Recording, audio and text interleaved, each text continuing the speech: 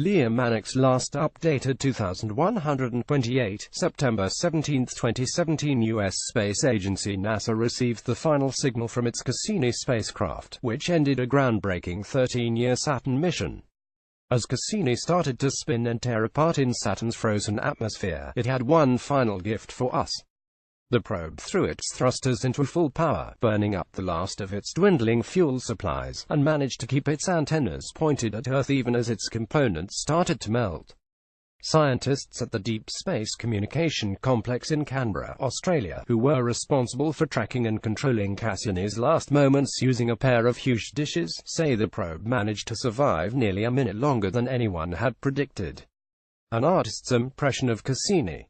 As it melted, it sent back volumes of vital data on Saturn's atmospheric composition, from which scientists will make many new discoveries in the months and years ahead.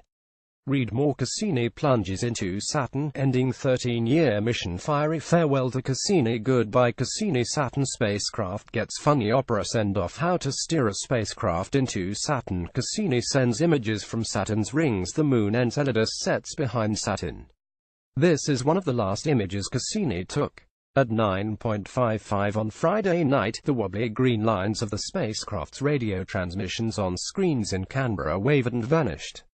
For a second there, it looked like the signal was coming back, then it disappeared as the spacecraft started to tumble. Operations Supervisor Richard Stevenson said, "After it's finished, on our screens we just see empty spectrum.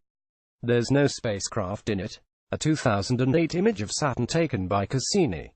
The probe was shooting images all the way down. One of them captures the moon Enceladus setting behind Saturn's horizon, the last time Cassini would ever view the site of perhaps its greatest discovery, a salty ocean below the moon's surface containing compounds considered essential to life. It is now considered one of the most likely places in the solar system to search for life. Cassini's final photo shows the looming atmosphere of Saturn, towards which Cassini was hurtling at about 120,000 km/h. The gas giant's atmosphere is freezing, so the spacecraft did not burn.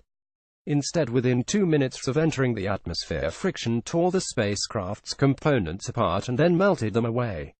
Many of the scientists at the Deep Space Communication Complex had spent their entire careers monitoring Cassini. Stevenson, 50, has spent his past 30 years there.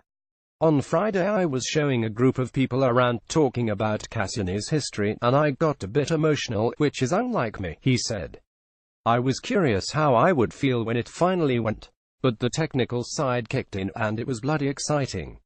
After watching the signal go dark, and eating some specially baked Cassini carrot cake, Stevenson ended up getting home at midnight on Friday. Other team members were on deck until the early hours of the morning. He said it took him some hours to fall asleep, as the adrenaline continued to surge. On Monday, he will return to work, but Cassini will not. But as one fades away, and there have been many that have faded, Galileo, Magellan, on the horizon, there are always new ones, Stevenson said. We have Mars 2020 coming up.